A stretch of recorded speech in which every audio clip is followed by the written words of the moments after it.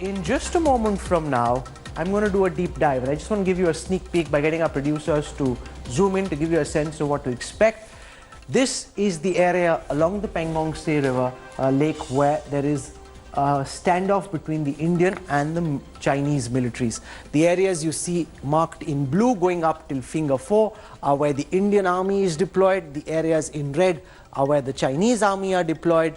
And ordinarily, the Indian army patrols up till finger 8. The Chinese have now come in till finger 4. So this map really, and when we get into it in great detail, will show you the real problem that we are dealing with right ahead of the dialogue between the Indian army and the Lieutenant General of the Chinese army on the 6th. But before that, I want to show you the troop build-up, because given the fact that the Chinese army is deeply entrenched now and there's been a massive movement of military personnel and equipment, the Indian army has moved its big guns quite literally. We had artillery, Bofors, howitzers being moved in very close to the points of confrontation between the Indian and the Chinese army.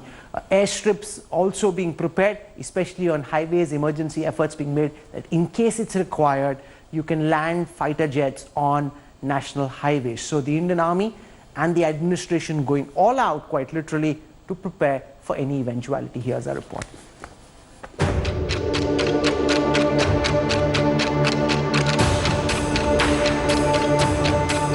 If you didn't think the Ladakh standoff was serious so far, perhaps these images will convince you.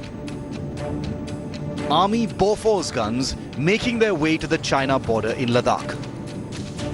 Images that confirm the temperature of the situation. But what you're looking at is the Indian army mirroring China's own mobilization. India matching China troop for troop and gun for gun. China, as India Today reported this week, has already mobilized artillery and armor in a big way near the standoff points. Now we are seeing that the Bofors artillery is being transported for the forward posts on line of control to challenge any kind of aggression by China. And also not only that, but also an emergency landing strip is being developed here in the Kashmir on National Highway 44 near Bijbehara, which the work on which has been initiated on the fast track for last many days, so that the landing facility for the jets could be available here in Srinagar. India's big mirror mobilization isn't random. In 48 hours, Lieutenant Generals from the two countries will meet in Ladakh, the highest level military engagement so far on this standoff. Meanwhile, these fresh satellite images, for the first time, capture Chinese camps near the Finger 4 area of the Pangong Lake, one of the main standoff points, confirming Chinese attempts to push ever closer to Indian positions and dominate these heights. 600 kilometers away, meanwhile, while not directly in response to the India-China border tensions, the National Highway Authority of India has begun constructing an emergency landing strip in South Kashmir on the Srinagar-Jammu highway. The total length of the airstrip will be 3.5 kilometers and will be used for emergency operations. But for now, all eyes are on this Saturday in Ladakh. After 8 rounds of talks over the last 1 month, including 3 at the Major General level, on June the 6th, India's Corps Commander in Leh will meet with a Chinese 3-star general at a well-established border meeting point in Ladakh's Chushul Moldo. While the situation remains tense, there has been a slight de-escalation in one of the 4 standoff points in the Galwan Valley, with top sources telling India Today that Chinese positions have moved back 2 kilometers and India has moved back 1 kilometer. But these are small movements. The big picture remains in focus. With Ashraf Wani and Shujaul Haq in Srinagar and Abhishek Bhalla in Delhi, Bureau Report, India Today. Let's now do a deep dive and just give me your full attention as I take you through what exactly is happening along the line of actual control. And after 5 minutes, you'll have a clearer sense than you've had so far. I am pretty certain of that. So here we go. This is the first map we need you to look at. Come in as close as you possibly can. This is the line of control. The Indian army sits here, the Pakistani army sits on the other side, and this is well defined. You know, you've got the border very, very clearly defined. Each part is marked out. The same is not the case along the line of actual control, where both the armies and the governments have differing perceptions of where the Chinese this is Aksai Chin. India claims the whole of Aksai Chin, but the Chinese army is currently sitting in this entire area, and the dotted line here is the line of actual control, but it's dotted in a very vague sense, so you don't specifically know where the LAC actually runs from. So I want to come now to the second map that I'm showing you. Here it is. So this is just like a closer shot of the area. The Pangong River, the Pangong Lake, is 134 kilometers in length. At its widest, about 5 kilometers wide, and this is the north bank of the Pangong Lake, which is where the current transgression has taken place. This is the south bank of the Pangong Lake. So this is the south bank, and it is here that the current standoff is taking place. But what we've been able to do, and this is where things will get interesting, is actually go further to give you a real sense of what's happening currently. So here it is. Now just spend some time with me as I take you through what's happening. So on this side of the Pangong is the Indian deployment. This is finger 1, finger 2, finger 3. We have a post there. There's also a base, an Indian Army base. And from the last Indian Army base, this line is dotted. I want our producers to zoom in real tight and close so that our viewers can see this. It's dotted because there is no road going from the base till finger 4. The Indian Army actually patrols it on foot. So you've got a road, a proper road coming up till finger 3, and then you've got the Indian Army having to patrol. The Chinese, on the other hand, this is their base. So they've got one military base at Sirijap 1, one military base at Sirijap 2, then they have a base further up. This is finger 8. Now why this area is contentious is because ordinarily the Indian Army patrols up till finger 8. Now either they can walk along this path or they can take the boats. You see some boats in the Pangong Lake, so they can patrol using the boats, but our patrol goes up till finger 8. However, what the Chinese did in 1999, when the Indian Army had evacuated forces from here because of the Kargil war, they built a road. At that time it was a Kacha road going up till finger 4. What they've done recently over the past few weeks is that they've been able to make it a hardtop, a metallic road, which makes it easy for them to bring more troops, more equipment in, and even take it out. So this is finger 7, finger 6, finger 5, and then finger 4. So the Chinese are currently sitting till finger 4. India claims the line of actual control runs through finger 8. So this purple line that you see on the map is the line that India believes is the line of actual control. This other purple line is the line that China believes is the line of actual control. So this area in the middle is the disputed area, which is what the confrontation is currently all about, because we claim that the line runs up till here, the Chinese claim the line runs up till here, and as a reality they're currently sitting up till finger 4, which disallows Indian patrols from going further. So that's broadly the lay of the land. And now I have Colonel Dini, who till about 2017 was the commanding officer of the infantry battalion that was around the Pangong Lake, and therefore he's trekked here, he's walked here, he understands the ridges and the valleys. Colonel Dini, let's start, and we worked on this map with his help. So he helped put this together, because you've taken it from Google, but which finger is where?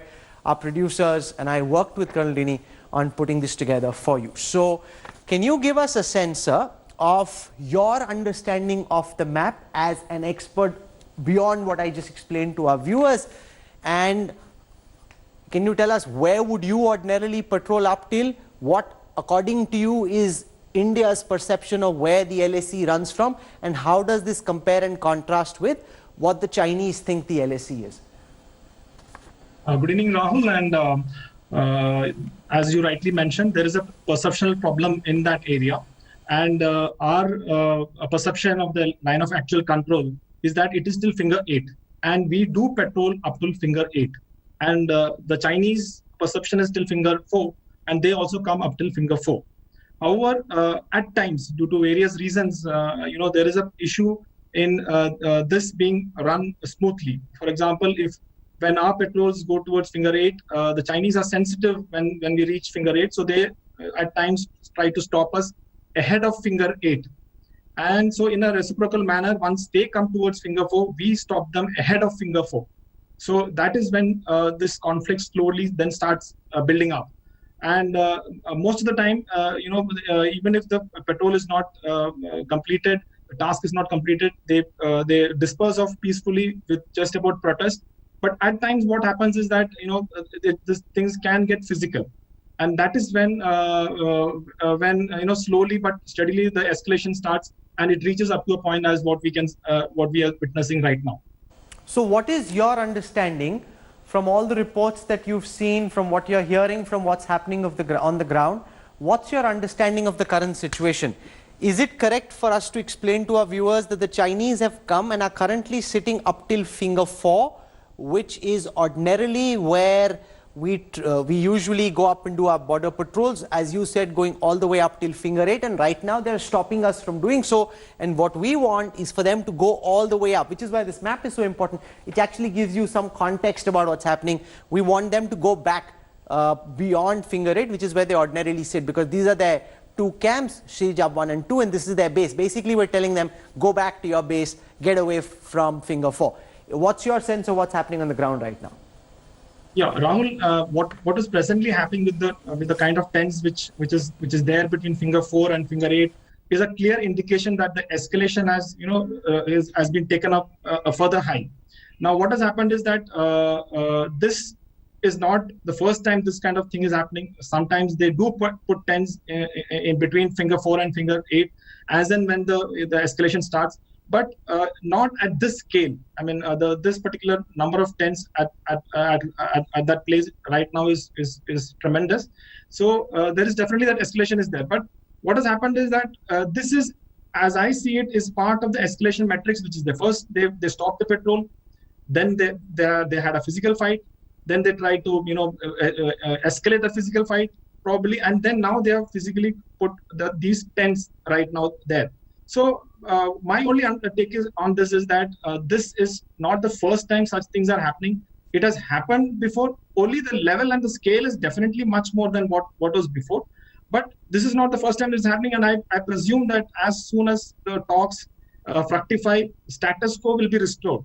Now, what is happening presently is that the status quo has been disturbed, and there is no status quo as what it should be. So as soon as this talks start, and as soon as the talks bear results, whether it is on 6th, most likely it may be on 6th, or maybe at the diplomatic or political level, it will definitely happen. It cannot. Okay. I don't see them being there on a permanent basis because that I don't think is acceptable to the Indian side. So we've had an opportunity to get a sense of what's happening at the tactical level on the ground.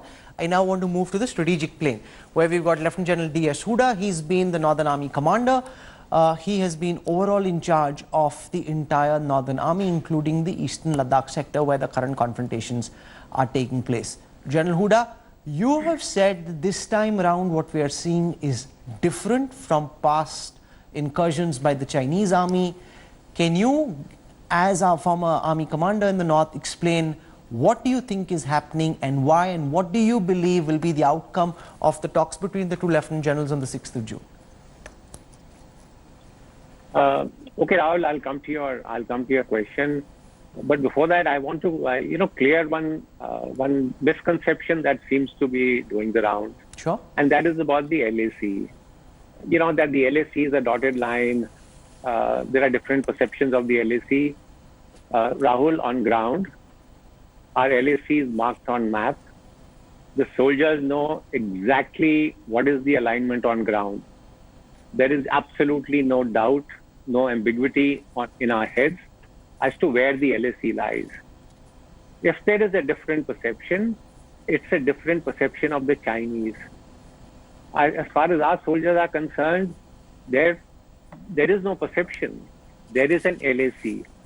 And anything which is to the west of the LAC is Indian territory. So I think in this garb of talking about differing perceptions, dotted lines, we shouldn't get the impression that the LAC on ground is not clear to the soldiers. We know exactly every point on the LAC that is to be patrolled, and that is exactly what is done. Sure, So but if the the reality Chinese also have is that the come Chinese have a across- differing perception of where they think the LAC runs from, which is why we have the current problem. It's not like the line of control where it's dotted and accepted both by the Indian army and the Chinese and the Pakistani army. True, Rahul. I agree with you. The Chinese have a different perception.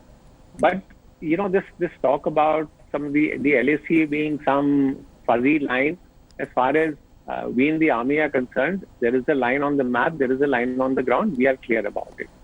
Now, as far as areas where there is differing perception, what happens is, as you are aware, patrols come, their patrols come, and our patrols go.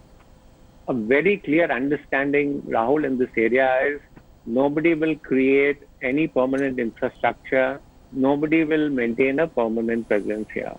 And that is why, as Dini also pointed out, our patrols had been going to 8 and their patrols had been coming. That is why this permanent presence in this area is a matter of concern.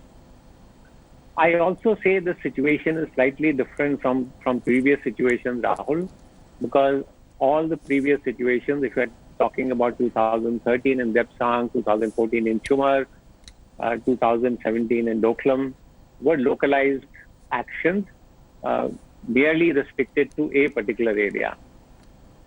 And this time that doesn't appear to be the case. What do you think It's is at going on? multiple places. There are multiple incursions in the middle of a pandemic at a time when China has opened multiple fronts. What do you think will happen, sir, in the border talks on the 6th? See, I think I'll say two things, Rahul. One is, let's look at what has happened in the talks till now. So talks have happened at maybe Colonel, Brigadier, Major General level. And obviously, they haven't met with success, and therefore we are upping these talks to Lieutenant General, which in some ways is unprecedented. My sense, Rahul, is they will set the stage for diplomatic negotiations. The reason I'm saying that, Rahul, is when you have two armies facing off each other, where territory is involved, I don't think on ground there is going to be too much give. And so the corps commanders can set the stage for negotiations. And I think if any solutions we have to find, it has to be in terms of diplomacy. General Dwivedi, you've been military attaché in Beijing. My father-in-law also was the former army's military attaché in Beijing, so it's a very sensitive, critical assignment. Give our viewers a sense, as someone who's had an opportunity to interact with Chinese military officers, many of whom are still active and parts of their political and diplomatic establishment, what do you think is the game the Chinese are playing?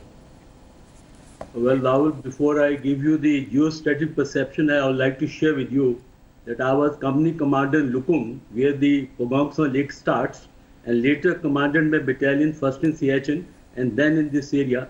So when I relate the geostrategic perception, they'll be quite in sync with the tactical, and then further I have a doctorate in international relations, so I'll also give you some academic perception. So let me first go back to the geostrategic issue. Let me tell you 2-3 things why we always get China wrong, because it's a very dangerous job to be a sinologist or try to figure out what China is doing, because 2 things we go wrong. Firstly is what is the Chinese strategic thinking and how to decode the mind of the leader, because in China it's the one mind that sets the whole I would say the picture and then sets the agenda. So what do you think is going on, General Dwivedi? What's your understanding? Yes. Now Chinese are very sensitive to the periphery, and especially they are very sensitive to Ladakh, that is Aksai Chin, because 62 war primarily was fought because Chinese wanted to link up Kashgar with Lhasa, and that was the Western Highway, so they wanted territory in this area. Now lately, when we change the status of Ladakh, when we have state claim on POK, the Chinese are very concerned. They feel that we may have some offensive design. And let me tell you, this road from Darbuk to DBO, Dolly Goldie, did not start yesterday. It has been there since 2010. But Chinese didn't react. They reacted when we started building a link road from Galwan to Hot Springs. And mind you, when I was the CEO, we used to patrol up to Hot Spring, and what Jan Huda has said, we were very clear that there are stones marking, and we used to mark, China used to mark, say, Indian territory and leave some cigarette packets there. So therefore, on the ground, the patrolling boundaries are very well defined. The second point is Xi Jinping. What is playing on his mind? You know, Xi Jinping has taken over as the reincarnation of Mao Zedong, and he is now the de facto lifelong leader of China. And he wants to do certain, he has laid down certain agenda. And that is the China dream, that China will be a global power by 2049. And it will dominate the areas not only in periphery, but also beyond the periphery, Indo-Pacific, South China Sea. So what we are seeing is, Xi Jinping is trying to exert at this time, when he got a good window, having fought the pandemic in his own country. He knows West and America back to the wall. India is in no better position. So Chinese always time it right. So this is the timing he has chosen to exert pressure on India and state very clearly that, look, do not try to change the status quo which is in favor of China today. And let's face the fact, you have the old army commander. We don't have the offensive capability to go across. They came in that sun in 2013. They have come now, and I want to give you one perception that Chinese army, PLA, and the Communist Party has a unique equation. In fact, Chinese army is part of the Communist Party, and after the latest reorganization, Xi Jinping is not the ceremonial head. He is the CNC. He is the commander-in-chief, and directly the theater commanders, let's say Western Theater Commander, which is opposite India, is directly operating under the Central Military Commission on the order of Xi Jinping. So this whole, you can call campaign, or this whole, operation has been well planned with the consent of Mr. Xi Jinping, being orchestrated at the theater level, and it is also about a division level force which have been deployed. And my last point is, in mountains, you don't sit in the valleys. They are not sitting in Galwan Valley. They are sitting on the mountain tops, because mountain tops matter, the ground doesn't matter. So therefore, in a very systematic way, they have come forward. And what is the end point? They have raised the heat. They have given a very clear message. Should you try to change status quo, we have the capability to come and do incursion or ingress at the point of own choosing, at the time of own choosing. They'll escalate, but they'll never fire a shot. China has never fired a shot after 1979, may it be South China Sea, may it be anywhere else. They'll escalate, then they'll give a very political message that, look, India will be with you, dealing with you, provided you don't change the ground status quo, which is in favor of China as of date. General Huda, before I conclude, if the Chinese army refuses to move, as former Northern Army commander, what are India's options? How would you look at the response matrix? Rahul, there are many contingencies, and I'm not sure we can talk about those contingencies here. Ladakh is an over 800 kilometer border. Let me tell you, everyone talks about infrastructure being poor on our side. It's not that bad that we can't do operations where we want to. We have sufficient troop capability. We have strategic airlift capability. I think if there is a requirement to put pressure at some other place, it's possible. I just hope everything, sort of cools down and everybody, gets back and everyone's talking about restoring status quo. And say that will be the ideal situation. But it will take some tough, hard negotiations. And at the end of the day, Rahul, it's our army. It's capable. It's operated in Ladakh for so many years. If something needs to be done, I'm sure they'll do it. Thank you very much. That's very reassuring. I don't want to involve the military officers in a political debate, so I'll end this part of the news track here. We got a sense from boots on the ground, we got a sense from a military attaché in Beijing and from the Northern Army commander about different dimensions of the challenge the Indian Army and the Indian people face. Thank you, sir. Hello everyone, this is Rahul Kamal here. Hope you enjoyed this video. For the latest news and analysis, like and subscribe the India Today YouTube channel and don't forget to press the bell icon to stay updated.